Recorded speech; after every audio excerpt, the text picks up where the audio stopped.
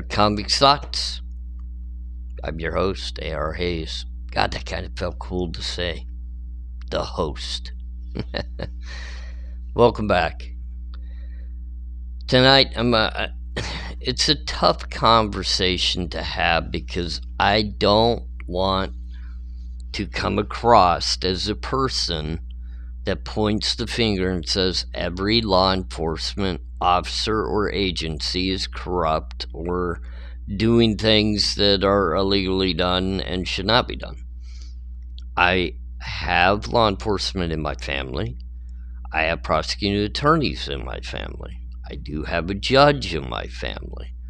I am the only criminal or ex-con of the family. The only one that walked the wrong side of the road.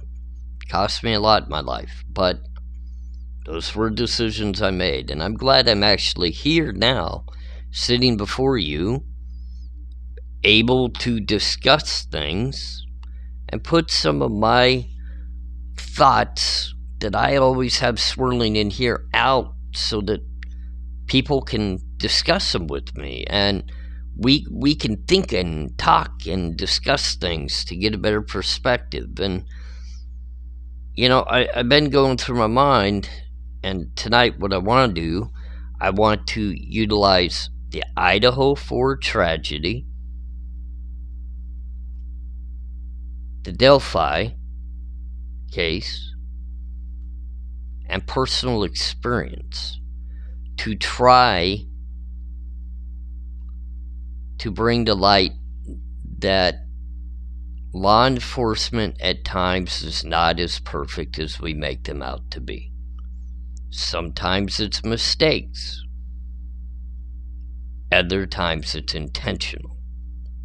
Sometimes it's a small scale. Other times it's a loss of lives. Law enforcement is human beings. They breathe just like all of us. They bleed just like all of us. They think just like all of us. Some have emotional issues just like some of us.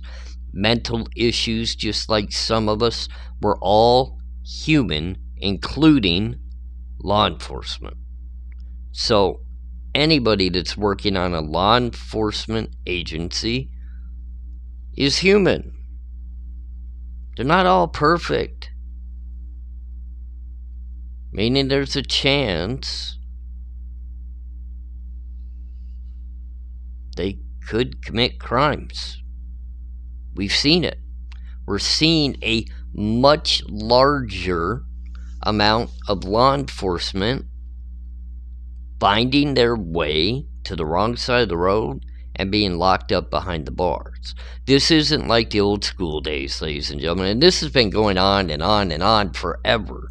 And anybody that doesn't think back even to the mob days, and probably even before that, I mean, I'm not that old. I'm 46 years old, so I have a little bit of time behind me, but there's people with far more experience and knowledge of even days prior to what I'm thinking about. I can only go based off of my own experiences of what I know, and I'll share a few things with you in regards to that. Now, I did some research, and it really kind of hit me a little bit when they said that one officer per week is convicted of sexual assault or rape. Wow. Okay. That's not very many. It's not very many. I mean, we're talking about one a week. But then I started doing more research. I started fumbling through and finding more information on the types of crimes that law enforcement is more so into. Of course, we've had now some violent convictions and stuff of that nature because of police-involved shootings and different things like that have played themselves out. So that number's come up a little bit.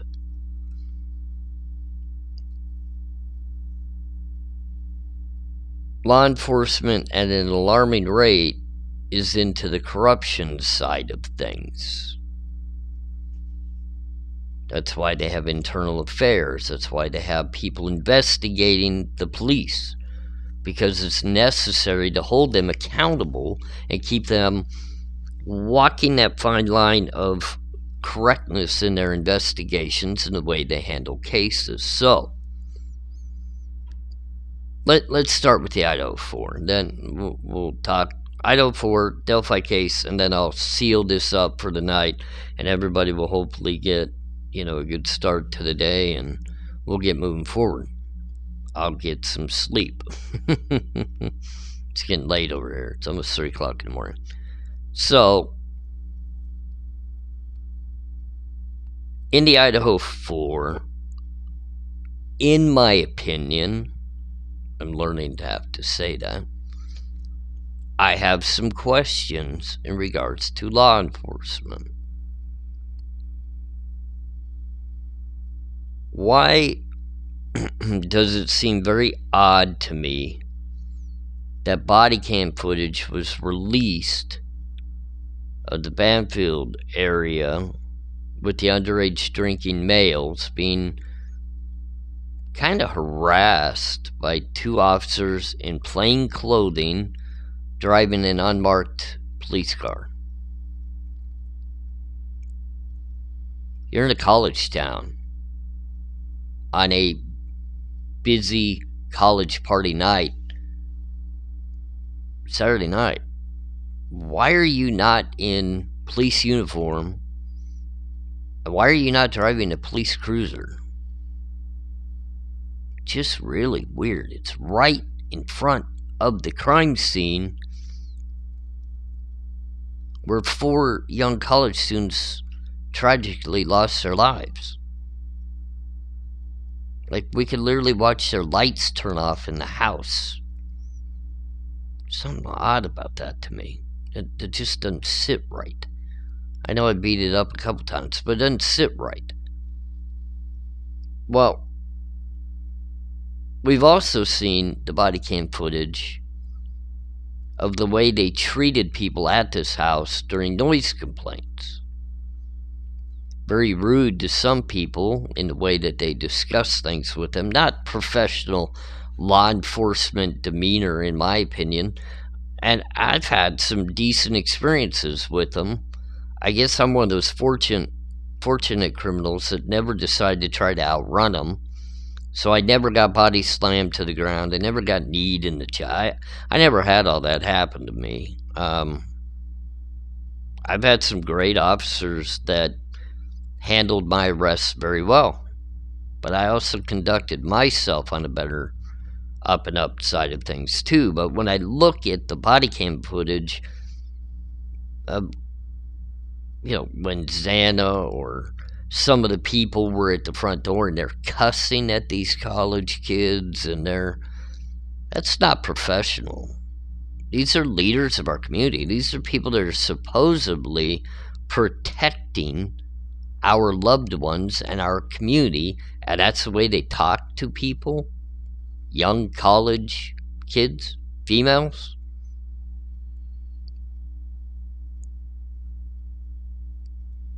You, on body cam, don't go to the front door for a noise complaint. You instead go to the back door, which is out of view, ladies and gentlemen. If anybody did have some sort of cameras or Ring cameras, that would be out of view of that. So it's good that they had their body cam on for that.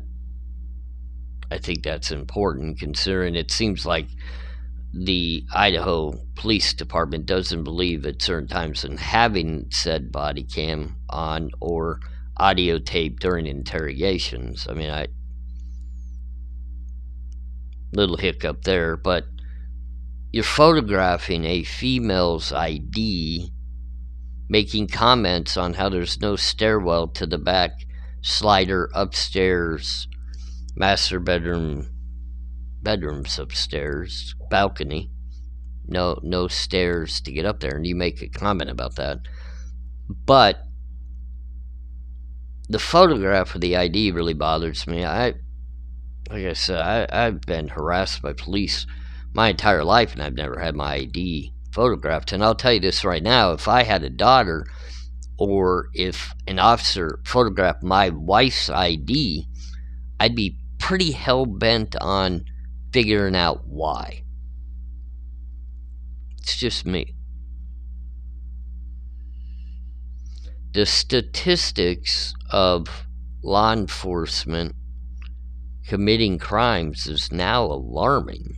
It's becoming more alarming due to the fact that we know they're understaffed and they're stressed out on cases. So I think some corners are being cut, not only in the way investigations happen and the patrols of our cities, but even more so the hiring process and the quality of people being hired to be law enforcement. Like I said, we're all human.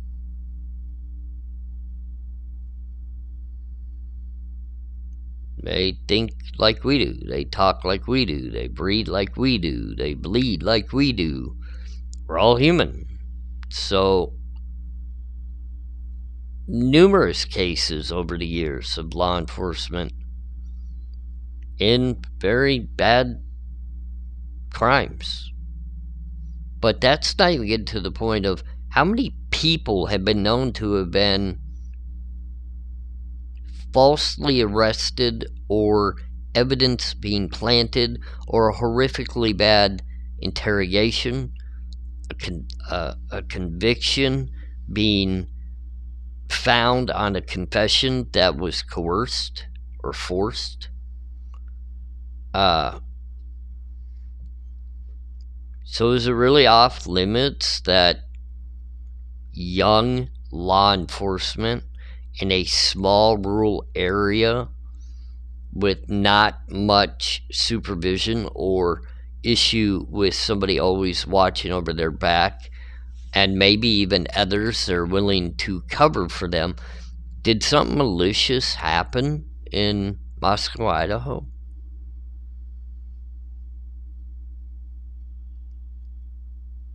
You're talking about a car that drove around the block in the area, and I'm looking right at a couple of plainclothes clad in black officers driving a white car. They could have been driving around the area. And then the term, "I'm here to help you." I mean, wouldn't that be too odd? Just to really even think about two officers maybe have committing the crime. And I'm just saying, just think if. I'm not even saying they did. Just if. Wouldn't that be crazy? I mean, the terminology kind of fits. The cleanup kind of fits. They were in the area kind of fits. Check their cell phones. I guarantee you it pings in the area more than the suspected defendant at the time. And we see him on body cam footage at said residence numerous times. They know the girls.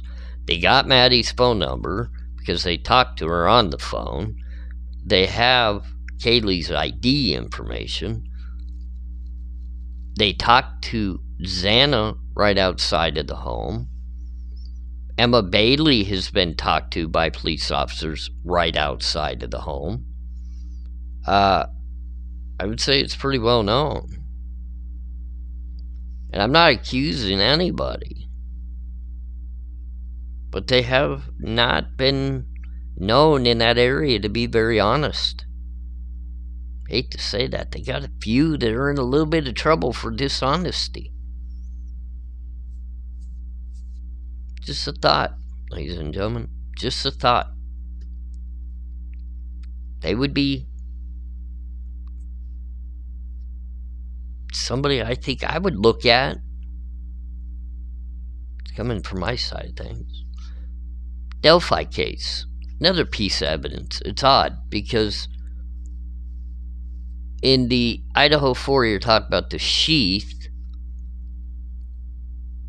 being found Then you go over to the Delphi case. You're talking about an individual spent .40 caliber bullet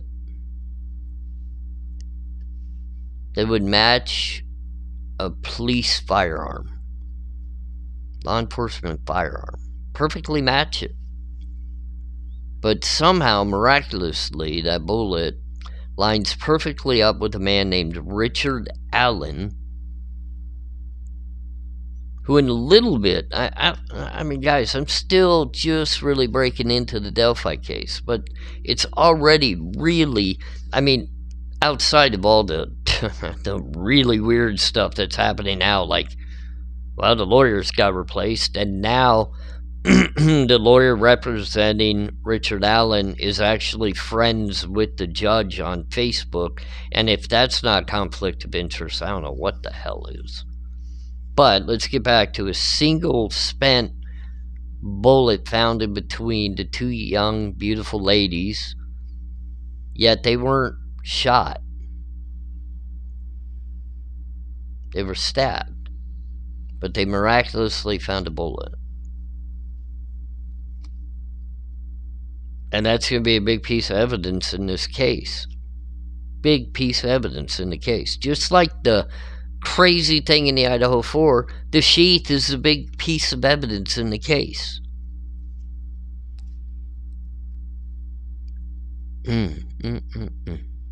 It's coming up that, you know, maybe it's not on the up and up there in Indiana with the Delphi case as well. So let's kind of roll into personal experience, because that's one thing I can bring is a little bit of personal experience. And you know, when it comes to interaction with police officers and law enforcement, I'm not going to give up a lot of the interactions that happen because, well, I mean, I guess I've been convicted on a lot of it, but I mean, finances mattered in some of my experiences to get me things I needed or wanted through law enforcement. But on the flip side of that, and I'm only going to talk about one right now because, you know, others we can talk about later, but I'm gonna explain to you an experience I had with planting of evidence, attempted coercion in an interrogation room, all in one ordeal. I was out on probation. I had 2 cases, probation. Meaning the next case I was for sure getting locked up, and it could be for a very long time because I would have to also serve the time for the probation cases, and then it would probably stack the new charges on top of it, so it could be a hefty charge. We were going to collect some money owed to our group of individuals. We were not a gang, even though the gang task force was hounding us and all over us. We didn't consider ourselves to be a gang. Some people made the statement that we were a gang. Some people call it an affiliation. I'll call it a grouping. There were 4 of us. We were in a Chevy Trailblazer, driving through the smaller town, just suburbs outside of the bigger city that we were living in at the time. So you got to consider Phoenix, Arizona as the bigger city, and we were driving through an outer part of Tempe. And we were going to collect money. There were 4 of us. We had a little compartment in the vehicle that we always used to store collected money because it was pretty secured. It was hidden, meaning that if we stopped somewhere to run into the bar or whatever and we locked the vehicle up, it wasn't the typical place where something would be known to be or get stolen. So you have to imagine the Chevy Trailblazer has the driver and passenger front seats, a bench seat in the middle, and a third row bench seat in the back, and our stash area was always in the third row seat in the back. That's where we hid the money. Our group did not allow certain narcotic.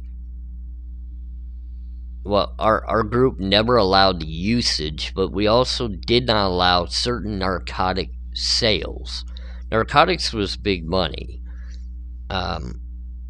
We did well with it, but we were, certain narcotics were completely off limit. The harder narcotics we did not deal with. We did not go into school zones and sell and stuff of that nature. We were on a bigger bulk, not a small scale, a bigger bulk.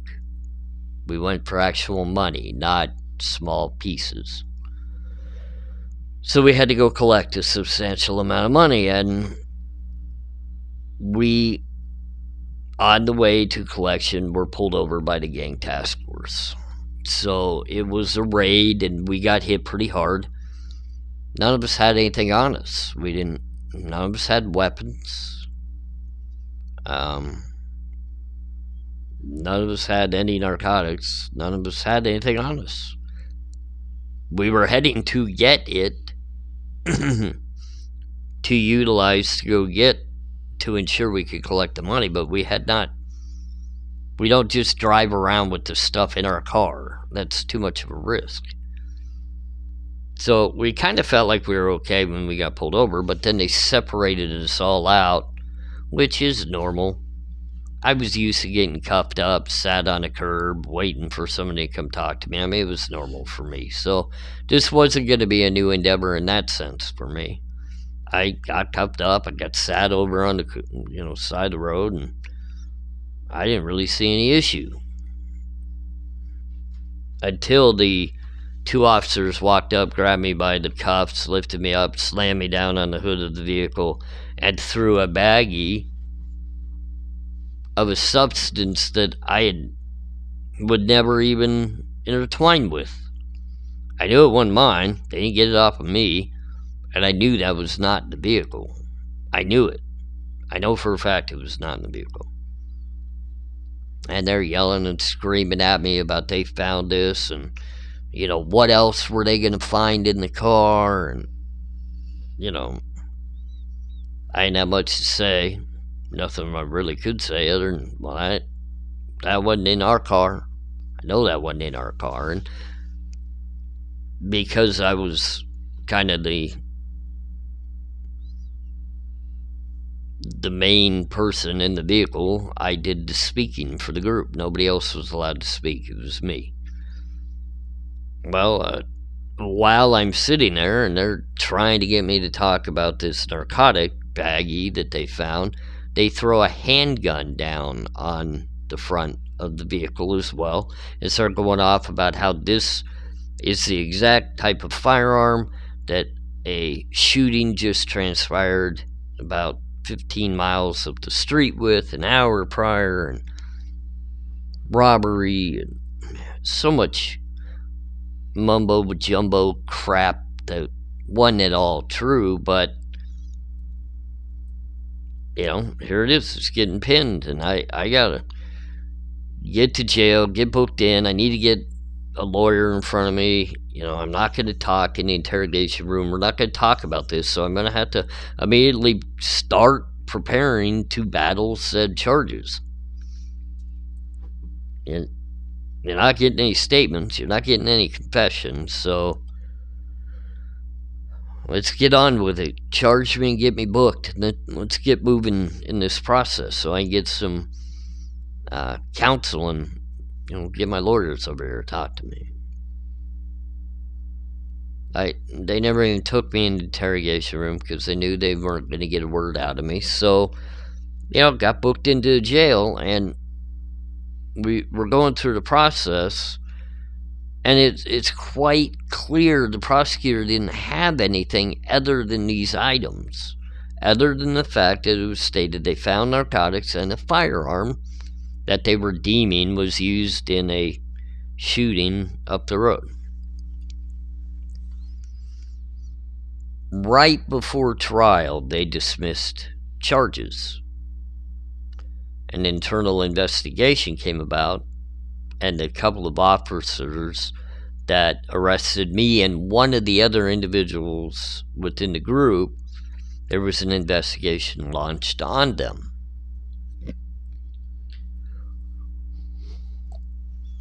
I don't know all the details of that investigation because obviously when you're a criminal, they're not going to tell you the details of a,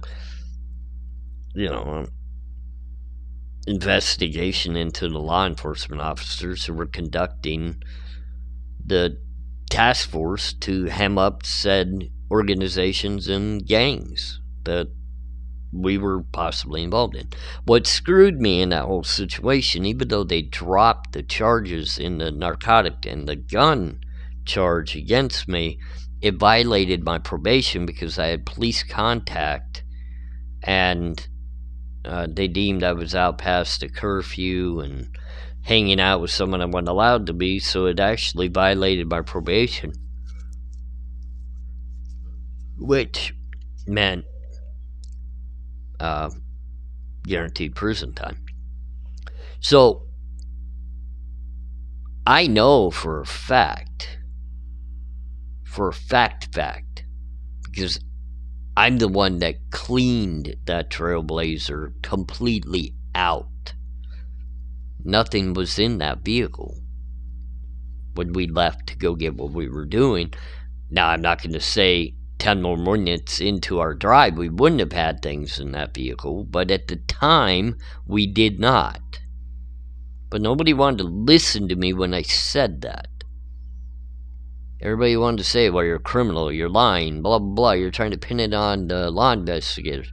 No, I'm trying to state to you something corrupt just went the hell down, and I'm getting hemmed up for it.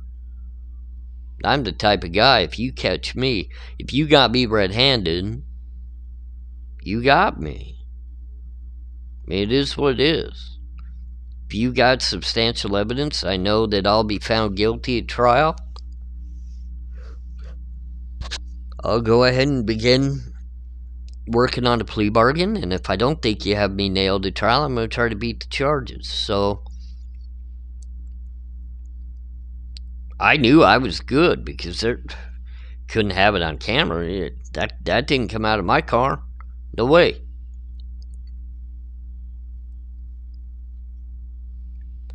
I've been around the very good law enforcement that do their job by the book, and they are good people. They got families, they got loved ones. But when the pressure gets put on, and let's just kind of go back and think about the Idaho 4 case, the pressure that's on that one. You're in a major college town that relies on said college money for the town to keep a rolling, especially with a big financial endeavor of buying a 500... Sorry, guys, it was a long day, a little bit of treatment today. But a $500 million purchase of a university, and then, all the college kids, I mean, the parents aren't going to let them all come back unless you get a suspect in custody, and to be able to do that, you got to get a substantial, big one piece of evidence, minimum. Well, knife sheath with DNA would probably be pretty good piece of evidence. And then you look at the Delphi case, and you got the discharged bullet that they can link miraculously to Richard Allen and a gun that he had stored away. And he's sitting there going, I don't even know how the heck this is connected. What are we even talking about? But nobody wants to listen. Nobody will fathom that it's possible because we put law enforcement on a pedestal. And that's not a horrifically bad thing, considering they do protect our loved ones, for the most part. But don't tell somebody, like myself, that's been in and around the game enough. And I'm just going to say enough, because I'm not the biggest fish that's ever swam the world, and I I'm not even probably middle of the pack, but I was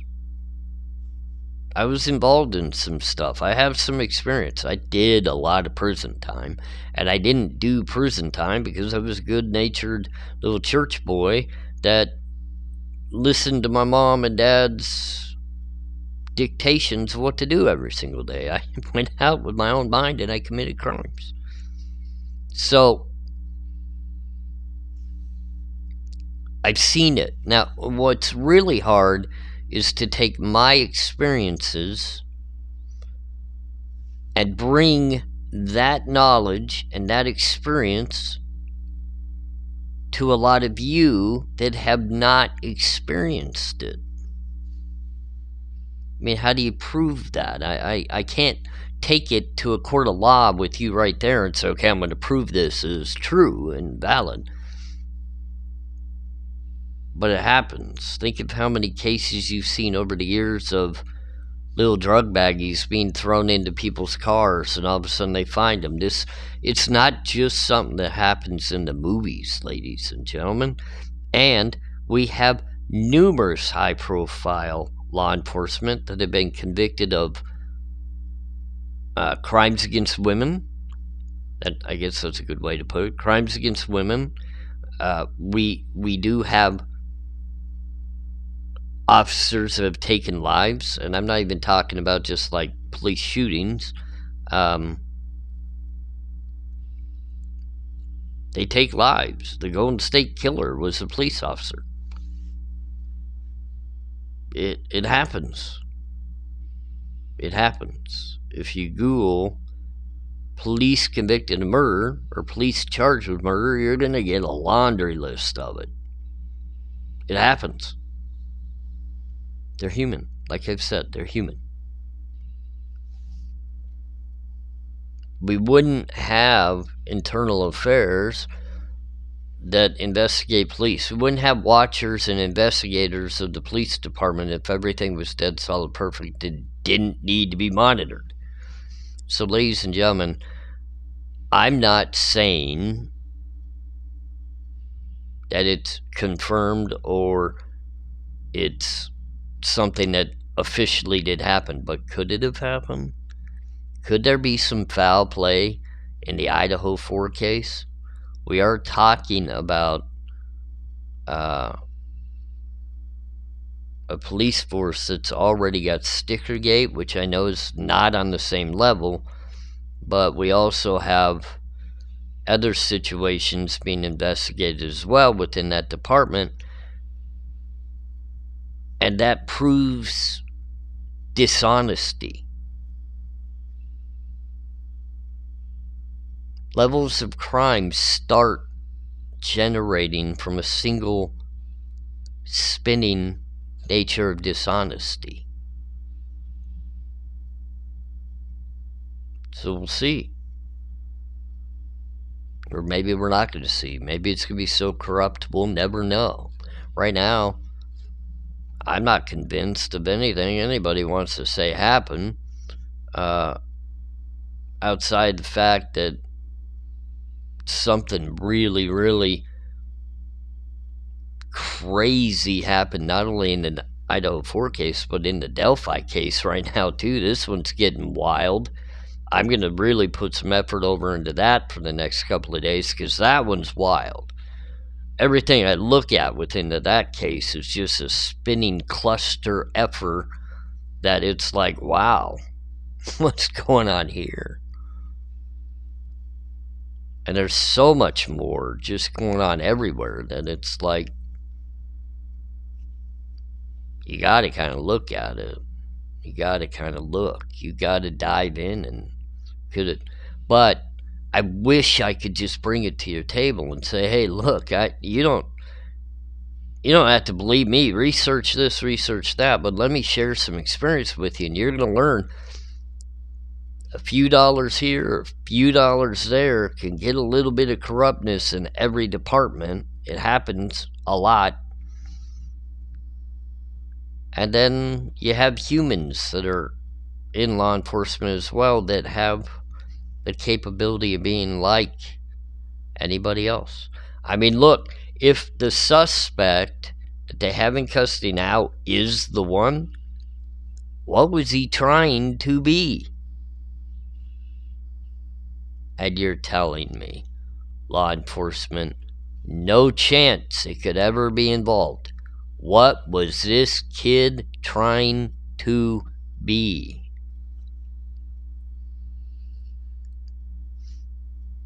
Thanks for joining me again. ARHayes, Convict's Thoughts. Tomorrow, 8 p.m. Eastern, Halloween. Alive. Jennifer and I will be back with the 3 amazing pups. And we'll be discussing how her and I developed our relationship and worked it to the point that we're 15 years into marriage and still happy as can be. Thank you all for joining me. Signing off. Gonna get some sleep and we'll talk again very soon.